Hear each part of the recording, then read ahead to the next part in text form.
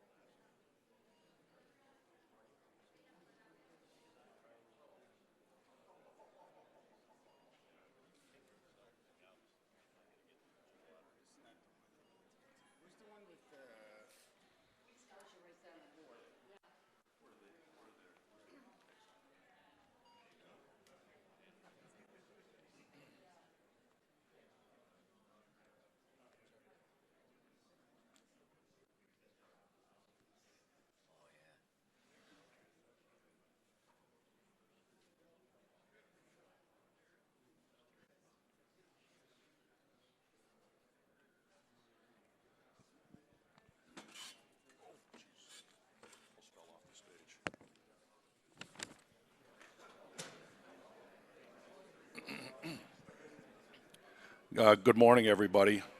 Welcome to Waste Expo and welcome to our session here this morning. Welcome you all here. We've got Darrell Smith, our President and CEO of NWRA, is going to have a discussion with Bill Caesar from Waste Corp of America. And if you'll give me a moment, my name is Ben Harvey. I'm from E.L. Harvey & Sons up in Westboro, Massachusetts, and I am chair of the Board of Trustees for NWRA. Excuse me. How many were at the awards breakfast this morning? Wasn't that a great session this morning? One of the greatest things we do is recognize not only our industry leaders but our drivers and the people that are out there on the street. And it's the most fun of the show for me every year when I come is to see those drivers get up in front of that audience and appreciate what they do for us. We show them our appreciation. Darrell Smith is President and Chief Executive Officer of the National Waste and Recycling Association. Since 2002, Darrell has been active in the public policy arena in Washington, D.C. Previous to his current position in the waste industry, he represented the mining, petroleum, and chemical industries. Darrell has a reputation of assisting heavy industry in the promotion of a positive, responsible image. Darrell received a Bachelor of Science degree from the Citadel and a Master of Public Health degree in Environmental Science from the University of South Carolina. He possesses a doctorate in Environmental Science and Policy from George Mason University, where his research interests involve the resolution of environmental conflicts. He is also obtaining a second master's degree in leadership from the Citadel. Prior to his public policy career, Darrell worked in the environmental and safety compliance fields for a number of industries, including hazardous waste, telecommunications, and electronics. He is a certified industrial hygienist by the American Board of Industrial Hygiene. Darrell is originally from South Carolina and now resides in Washington, D.C. Bill Caesar is the Chief Executive Officer of Waste Corp of America, WCA. He is the Chief Executive Officer of WCA and has over 15 years' experience in executing operational and strategic performance in multiple industries. Bill joined WCA after serving as president of Waste Management's Recycling and the Waste Management Organic Growth Group, where he developed the industry-leading recyclable materials business for waste management and led its strategic technology and services investment. Prior to holding these positions, Bill served as Chief Strategy Officer for Waste Management. Bill was a principal in the Atlanta office of McKinsey & Company, the world's leading management consulting firm. During his 13-year tenure at McKinsey, Bill advised clients across a broad spectrum of industries, including waste management, on corporate strategy, growth initiatives, performance improvement, and sales strategy. Bill holds a Bachelor of Arts degree from Colgate University, a master's degree from Georgetown University, and an MBA from Fuqua School of Business at Duke University, where he is awarded a Keller Scholar Fellowship and graduated as a Fuqua Scholar. Bill and Darrell, come up to the stage, please. And I would like to thank Bill for stepping in. He wasn't scheduled to be one of the speakers today, but he gladly said that he wouldn't mind doing it for us today. So thank you very much. Ben. Thanks, Ben.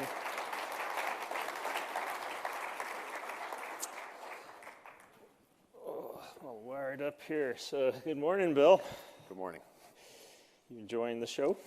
So far. Yeah, well. So Ben, I want to help you with the pronunciation of my business school. They taught us on the first day that the way that you say fuqua is that few qualify. So it's fuqua. Because if you're not careful, you could get yourself in a little trouble. It's hard for a Boston guy. It's hard for a Southern guy, too. So. Well, Bill, thank you for joining us. And again, thank you for stepping up at the last minute. I think you only had like a week and a half notice to be aware of this. We had to cancel the scheduled speaker. So this is an important interview that we try to do every year. We were with Jim Fish last year, and I think people like to hear very much from the leadership of the industry, and we're glad you're here. So I'm going to ask you a few questions about your background and how you got to where you are, because people want to know that. As a leader in the industry, people always want to know how you got to where you are. So if you could talk to us about that a little bit. But first, I noticed something interesting in your bio, and I'll be careful, how I say this. But I live in Washington, D.C., so I have a lot of friends that have worked for some spooky places with 3 letters in the name. And I wanted to see if you could talk to us a little bit about how your career started in the Foreign Service. And thank you for your service, by the way. So. I appreciate that, Darrell. You probably already know what all the questions are, by the way. So prior to becoming involved in the waste industry, I had a whole before being involved in anything in business, really, I had a whole nother career. I worked at the CIA and the State Department for 6 years. I was a Russian political and economic analyst. I lived in St. Petersburg and worked at the consulate in St. Petersburg for about a year and a half. And I worked at the State Department for about a year and a half for an ambassador that was responsible for an assistance program that the U.S. Congress had funded following the dissolution of the Soviet Union. So I have an undergraduate and a graduate degree in Russian studies. There was a time when I could speak Russian fluently. I was talking to someone at Michael Hoffman's dinner last night who's Ukrainian, and it had probably the first time I've tried to speak Russian in about a year or so, and I'm starting to lose it, which is sad, because I spent a large part of my life learning how to speak it, and now I'm starting to lose it a little bit. Yeah. Well, I happen to know from some of my friends and some of my family members in that kind of work how quite frankly, how dangerous it can be. So you're a true patriot, and we, again, thank you for your service. Maybe you can talk to us. With all of those kinds of diplomatic and foreign service jobs, there's the family usually sitting back there somewhere. So maybe you can tell us a little bit about your family. And I heard you had a couple kids. I have 4 children. So my wife always reminds me that the first thing that I should do is thank her, and so I will try to do that. We've been married for what is today? Today's the 7th. I got beats me. I got eight days before my 26th wedding anniversary. She's terrific. A year ago, she got very interested in education. She's been interested in education for a while, and got herself elected to the local school board. Which is, I think my job is hard. Her job can be much, much harder. Dealing with kids, dealing with teachers, dealing with administrators, dealing with state legislators is very challenging, as I'm sure you know. Yeah. I have 4 children, 2 in college, and 2 still at home, a 5th grader and a 7th grader. If you're trying to do the math, I have a 10-year break. between the oldest and the youngest. The oldest is 20, and the youngest is 10. The oldest is a boy, and I have 3 girls. Very good. So after your foreign service career, you had some, initial, entrance into the corporate world and the consulting world with McKinsey and Macquarie, and maybe you can kind of give us a little bit of information on how your young career in the corporate world started and what kind of things you got into. Sure. So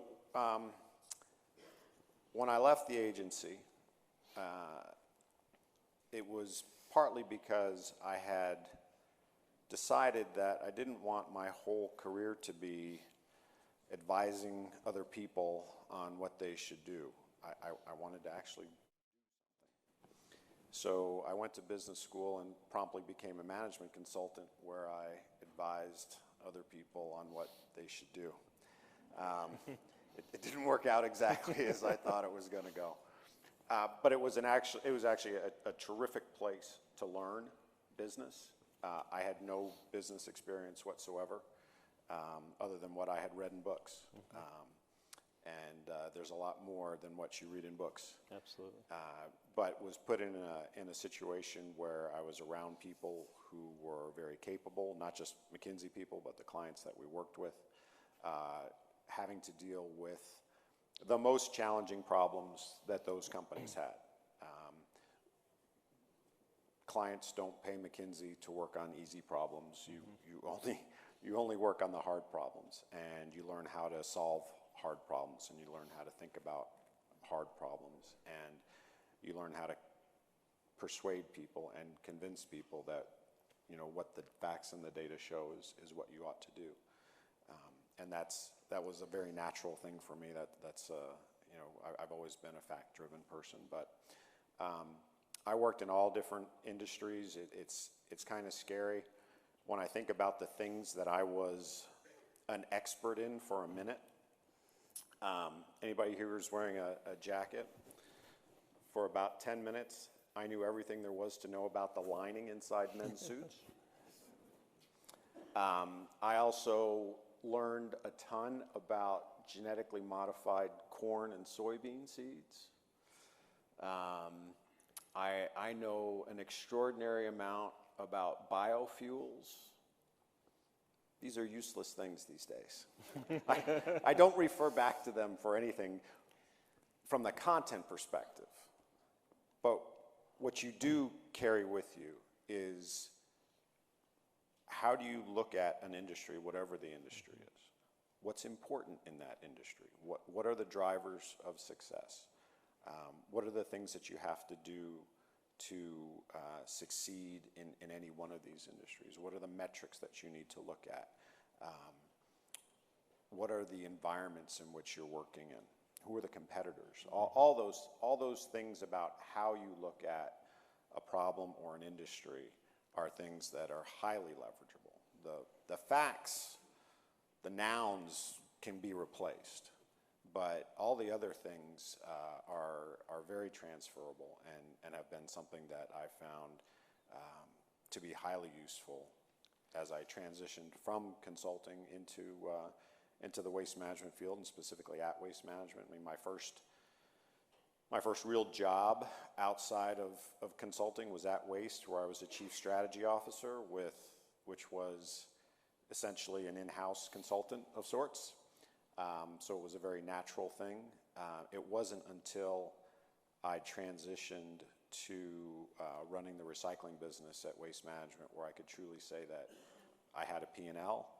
I had people, large numbers of people that worked for me, and I had people who were expecting financial and operational performance in a way different than I had ever had to deal with previously.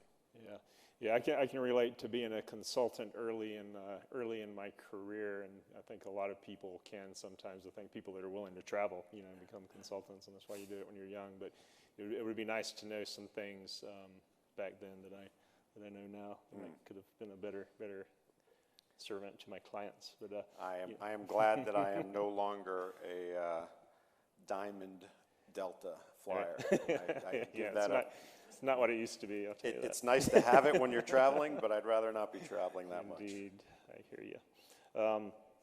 You know, I've very interested in leadership these days. I'm constantly thinking about, you know, am I motivating my staff well enough? And, you know, am I doing what the industry needs? Am I listening to the industry and being a good leader in the position that I'm in? And, you know, leadership is just something I think about a lot these days. And I, you know, wonder what you have to say about leadership. You know, there's a lot of new leadership theories out, like servant leadership and all these kinds of things. And, you know, there are lots of tests you can take to see what kind of leader you are. And, you know, when I look at employees, my number one thing I do is I try to figure out if they care or not. You know, that's my, you know, just something that's come to me over the course of my career. And you can tell if somebody cares if they come into your office yelling at you. You know, they care. You know, good employee. So, you know, what kind of leader would you say you are, Bill? You know, how do you motivate people? That kind of thing. So I actually thought about this one quite a bit, because it's not something that I sort of wear around, that I have a motto. Yeah. I think I share a lot of leadership characteristics that other people in the waste industry, other CEOs in the waste industry probably hold. And I did a little survey with some of the people who I work with or used to work with, and they came up with 4 characteristics that I thought really captured my management You got a hold of style. these questions before I. Right. Well, this one was important. So here are the 4. Cuddly, feel good, soft, and easygoing. All right, so that's not. But I did think a lot about this, and I think there are a couple things that I would say describe my leadership style. The first one is honest. I make a point of ensuring that everybody knows what I think is important, why I think it's important, and that I will always be straight with them. I will always be fair. I can't claim that I will always be patient, but I will always be fair, and I will always be honest, both to the people who work for me, but also for the people that I work for, because I think that it's as important as a manager. It's not just that you manage people, it's that you are managing your board, you are managing the people who own your company, who are invested in it, that you be the same person to both sides of that equation. And I think that it has served me well to this point, that I don't get questioned on whether or not what I think is appropriate, whether or not it's for the right reasons. I think that most people who work with me know that if you were to ask me what my approach to management, there's management by walking around. I do a little bit of walking around. I manage by asking questions. I ask questions all the time. 90% of the time, I don't know the answer to the questions. Right? I'm not asking questions to test somebody. I'm asking questions because I honestly want to know why something happened. What does it mean? What did we learn? How are we going to move forward? I don't look back on much of anything. Yeah. Right? I may not be the most optimistic person, but I am definitely a forward-thinking person, things that have happened, and we figure out how to move on. I don't dwell on those things, but I do want us to learn from the things where we make mistakes. And I want people to understand how things came to be so that we can better manage them. So I know it's kind of a long-winded way, No, but how I interact with my people is extremely important to me. Yeah, I appreciate the management by walking around. When I was a safety guy, one of my early bosses told me you can't do safety from your desk, and I think there's a lot of professions you can't really do from your desk. And you know, I've enjoyed getting out in the field and doing a couple ride-alongs with people. And do you get out with the drivers or out into your facilities? Is that something you enjoy, and you do try to do that often? Absolutely. You know, so one of the other questions that I found out you might ask me about was what are my hobbies and interests? Yeah. Okay. Yeah. So a couple of years ago, I'm going to say it anyway. A couple of years ago, WCA had never had a Driver of the Year, and in protest of that, I started my own Driver of the Year program because we weren't getting the national recognition. So we started our own, and that has since been rectified. Yes. But we started our own, and one of the first Drivers of the Year that we had was a guy from our operations in Durango, and his boss is here today, Curly Rodriguez. And Curly is a salt of the earth guy. He is a guy who cares. Yep. And I sat up with him and his wife after we had our ceremony. She was a court translator in New Mexico. And they were telling me about her business and how she had so much work to do, and she wasn't getting paid, and I basically gave them an hour's worth of very high-priced consulting. Yeah. And he called me about 6 months ago as he was putting an addition on his home. Okay. That his wife took all my advice, she jacked up her prices, she got rid of the deadbeats, she only works for people who pay, and he doesn't even really need to work anymore. That's amazing. And I just felt so good that I had an opportunity to, look, this was not rock, there was no analysis required, this was just like, stop. You have people who don't pay you very much and the checks are late. And you have people who will pay you whatever you ask and they're lined up out the door. All right, you don't get to work with me anymore. You double. Let's see how short the line gets. And she is making money hand over fist right now. And so I sincerely appreciate the time that I get to spend with my people. So the reason I come back to that is that Curly challenged me to participate in a bike race in Durango, Colorado. It's called the Iron Horse Classic. It's 50 miles. 50 miles doesn't sound like a lot of miles. It's not a lot of miles, but it's straight up the friggin' hill. You start at 6,500 feet. You go through two 10,000-foot passes. I have been training for this, as have my CFO, Diana, and my VP of Sales, Tony Pilkington, are going to be riding with me in 3 weeks. As we do 50 miles up the mountain from Durango to Silverton, chasing a train. So I love my people. Yeah, that's great. Yeah, I am a retired runner, now bicyclist, so I could just make the rest of the interview about bicycling, but I'll refrain. So, I love this kind of stuff, getting to know the leadership of the industry, but let's talk a little bit about business, because I think some people would like to hear from you.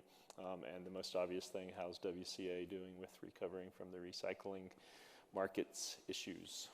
So, I think within WCA, recycling accounts for like 1.8% of our revenue.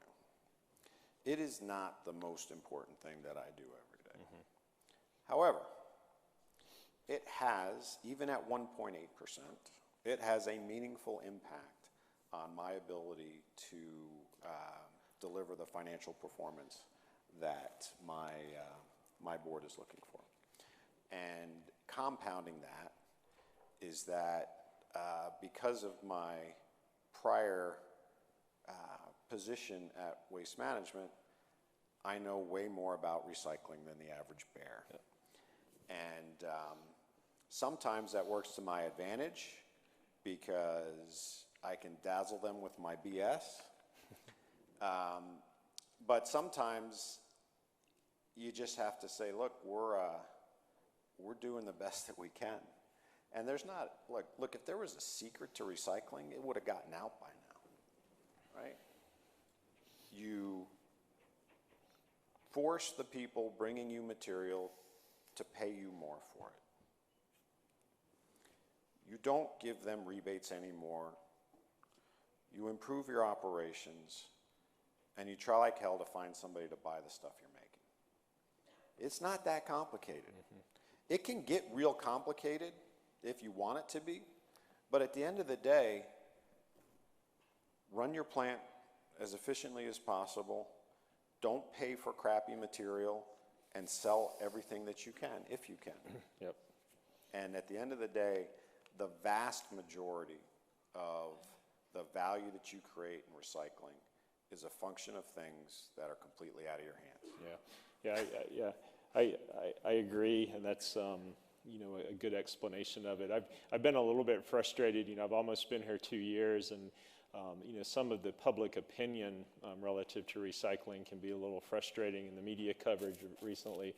Some of these manufacturing companies will come out, they'll change a formulation and issue a press release and say, now this is recyclable, and, they forget about us. We got to actually do something with it. And then, we certainly don't generate the materials. So, Right. Some of the PR side and media side and the association is looking at that, trying to see how we can get the word out to help out. So.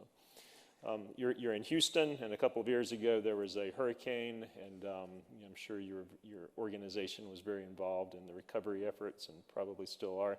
Do you have any lessons learned relative to emergency management you want to share with us? So, if anybody's familiar with Houston, you'll know that Hurricane Harvey wasn't the first time the city flooded. It may have been the worst time, but it wasn't the first time. And in 2015, I believe it was. Matt, are you here? Matt Graham, 2015? When we had the tax day? Yeah, so we had 2 floods a year and a half before Harvey. And it almost broke us. I don't mean financially. I mean physically.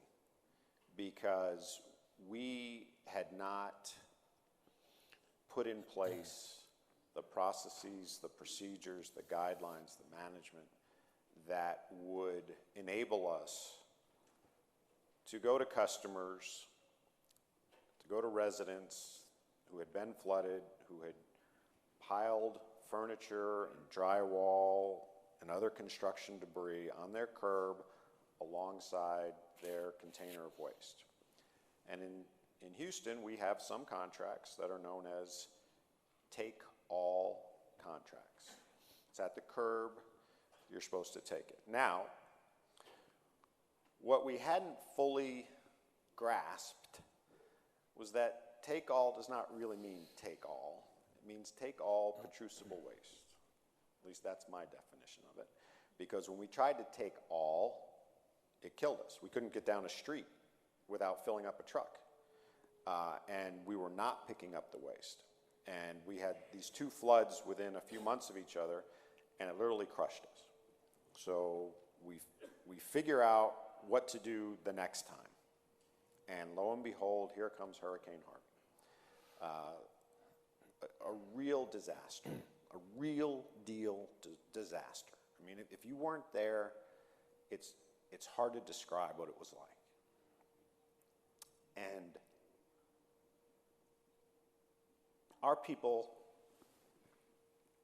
knew what to do, and they did it. And I couldn't be prouder of them. We had 70 people that within our own WCA community who were forced out of their homes. We had drivers who were working for us who we had to put up in hotels because their homes were destroyed. And our ability to not just survive Harvey, but to thrive in that environment. Because post the flood, there's the cleanup. And the cleanup lasted at least 6 months. And I could not be prouder of our organization for what they did, how they learned from the mistakes of the past, how we communicated with our customers, how we brought resources in from outside of the state, and how well we served our customers in that community. That's great. It sounds like it brought your team closer together. And, It absolutely did. Yeah. So, absolutely did. so I grew up on the coast of South Carolina, and I've been through a lot of hurricanes myself, and they're awful things. And I have a saying: there are two things I don't mess with: hurricanes or the IRS. So, other than that, so workforce is certainly an issue, relative to drivers, mechanics, et cetera. And we're also trying very hard to bring more women into the workforce, which I think is very, very important for us.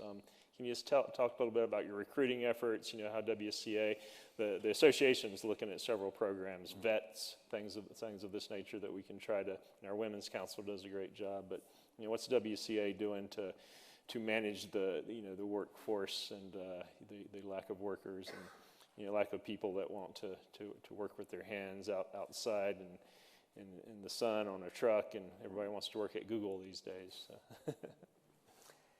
So it was about a year and a half ago when we put together a group of people to look at what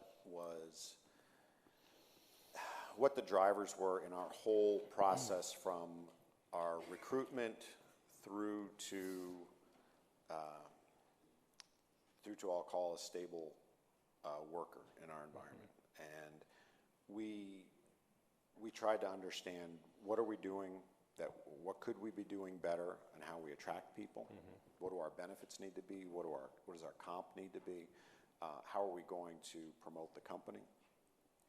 What happens when they show up on the first day of work? How do we introduce them to WCA? How do we try to get them to realize that we want them to work with us, but we want them to be part of us?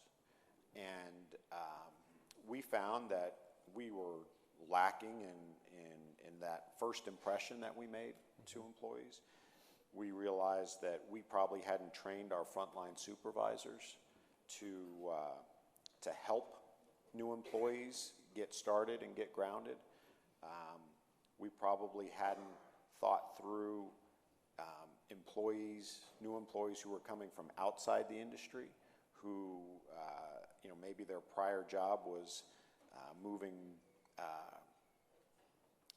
cases of beer or soda, and they had a CDL, and this is different. So it was a broad-based effort for us. We called it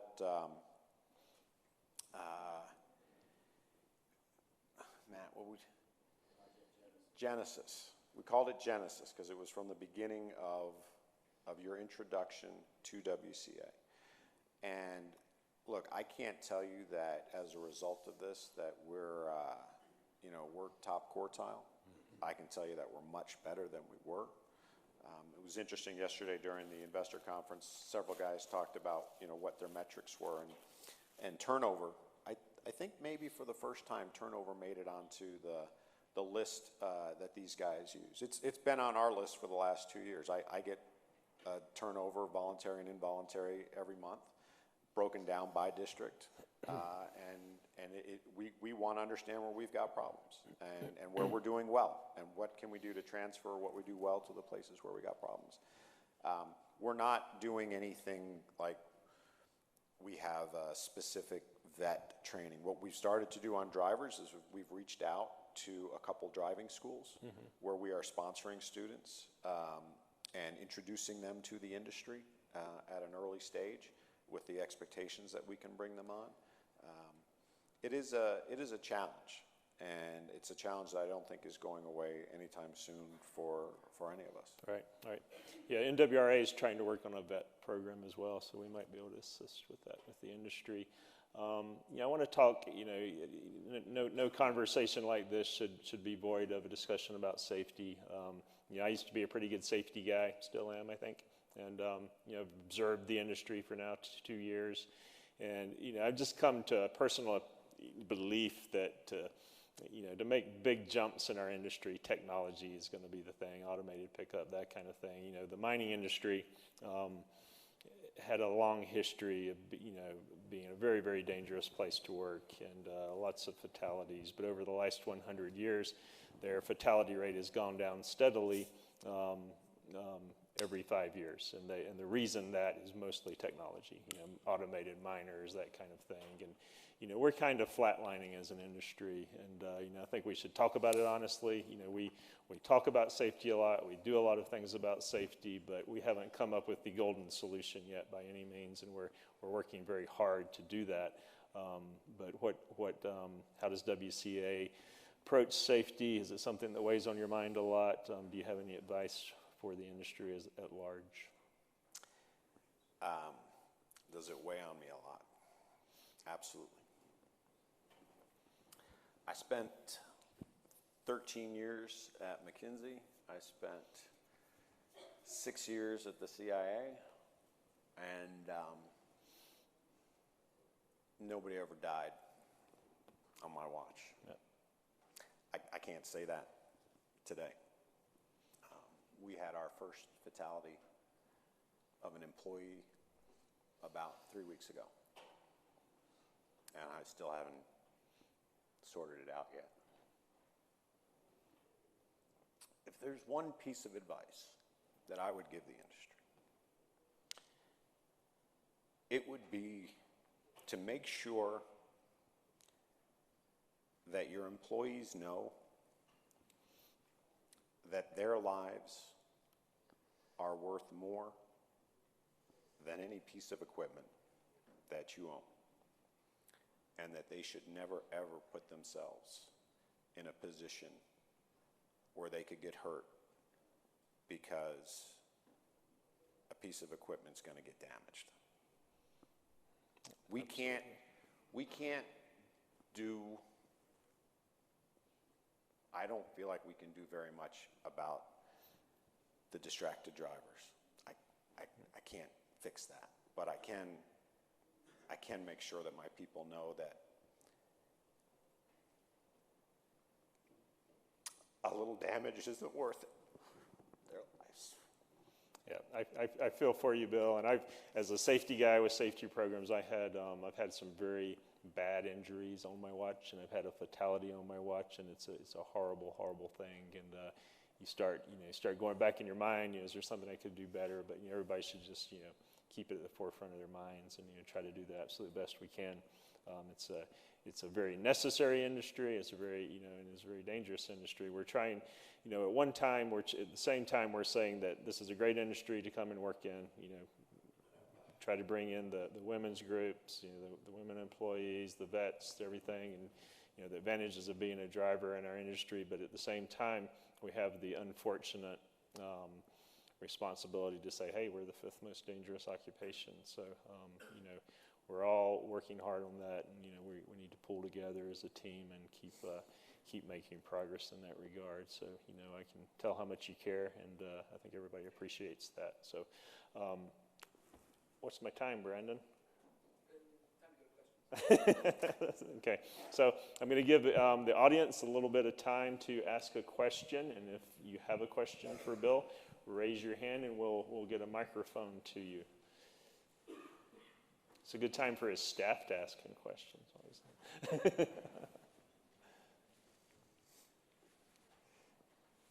One in the back. Wake up, question. Yeah, I can hear you.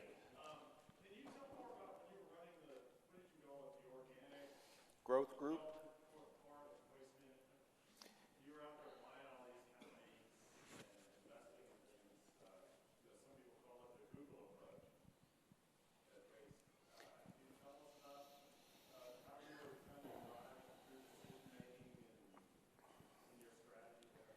So I was the second person to run that group. The first one started in about 2006 with a mandate to find technologies, services, businesses that would either leverage waste's assets in some way or would be potential businesses or other services that could be put in place that waste could leverage at one point in time. And they went down a path of investing in, I think at the peak there were something like 35 different companies that they had invested in.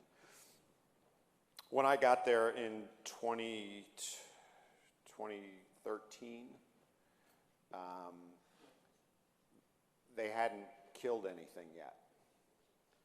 And like I was saying a little bit earlier, my mandate was different than the first guy's mandate. So it was my job to figure out what was worth keeping and what wasn't. There was not a lot that was worth keeping. There are still a few things that waste has a position in. But for the most part, you know, it was, we came to the realization that most of the technologies, and I'd frankly say most of the services, were not going to pass an economic test. Doesn't mean that they were bad things to invest in, to experiment with. And in fact, the vast majority of the science that went into those things was wholly legit. It was just that the economics of them would not work. And with crude oil at $100, you can do things differently than when crude oil is at $40. And look, if we were in a different world, if shale had never come to be, and this was all done before shale existed, waste might be sitting in a very different place with a very different line of business that they were generating value from. But we are where we are today, and we made good decisions about what to stay in and what not to stay in. One more question we have time for, back there in the back. Oh, sorry. Good morning. We'll get two in. We'll get two in. Bill's going to talk quick, though. Yeah, not at all. Am I up? Okay, You're up. You're up. Good morning. I'm the CAO of a waste company in the Washington, D.C. area, and I was a 20-year consultant. You know, there was one of my clients. I come in, and we are making drastic changes. We've done quite a few acquisitions, but kind of like you, I didn't have that level of trash in my blood. It's probably getting there quick. But how did, and I'm a woman, so how do you, what kind of advice do you give me to transition a team of over 350 employees who have kind of been entrenched in yesterday's trash process? I think there are, since I don't have a lot, I could talk on that one for a long time. But I will start with leadership. I think it is very hard for frontline people to change what they're doing if frontline leadership hasn't bought into it. And when I came to WCA, we made some changes in leadership. Some because it was clear that the person wasn't capable of doing the job that we wanted them to do. Some because the person doing the job realized that maybe they didn't want to do it in this environment. And that was good. And I feel so good about the team I have today. We have capable people who are smart, who are doing what they need to do, who care about people. And that makes all the difference. So I would start with your frontline leadership. And where's Valletta? Valletta will help you.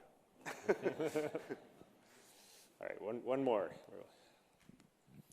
Good morning. I'm actually following up on the prior question, which is, given your comments on that, how do you feel, or what is your initial thoughts on all the excitement over chemical recycling for plastics? Well, very interesting question, Leon. I bet you did a little reading before you did that. So, one of the companies that Waste had invested in was a company called Agilix, which uses a technology called pyrolysis to convert plastic to oil. And it was one of the two that I thought would have a chance. I left Waste in 2014. Waste still had a position in the company. Flash forward to 2019. And the guy who is running that business now was my right-hand guy over OGG 5 years prior. And he has done some things that make the company look like there's a real chance that this could work at a commercial scale. And so as of a month ago, I'm on the board of this company. I was on the board of it when I was representing Waste Management's investment in it, and now I'm on the board as an independent director. I think there is something there, Leo. I really do. And it's not so much because the economics have been worked out, which I think they have made tremendous progress there, but it is because people care about plastics today in a way that they did not care 6 or 8 years ago. Consumer products companies, chemical manufacturers care a lot because we've got plastics in the ocean, we've got plastics in sea turtles. What was it? Indonesia, which has got a myriad of problems. And it's not a bad place, but it has a myriad of problems. Took the time out of their day to ban plastic straws. Like, I got bigger fish to fry if I'm in Indonesia, but they care.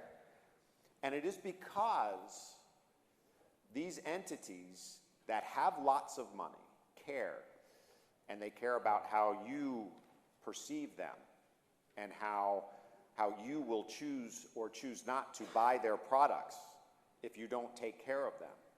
That is driving the investment in this space, and that I think will drive the economics, because they will be willing to do things where I can produce either a synthetic crude, or I can take a polymer to a monomer. And yes, it's more expensive than the virgin-derived equivalent, but it may be more expensive, but it doesn't carry the same negativity that the virgin-derived equivalent does. So I'm very hopeful. I wouldn't have joined the company if I didn't think there was a good chance. Well, very good. Thanks, Bill. Thank you for being so candid with us today. You're a seriously impressive person, so thank you.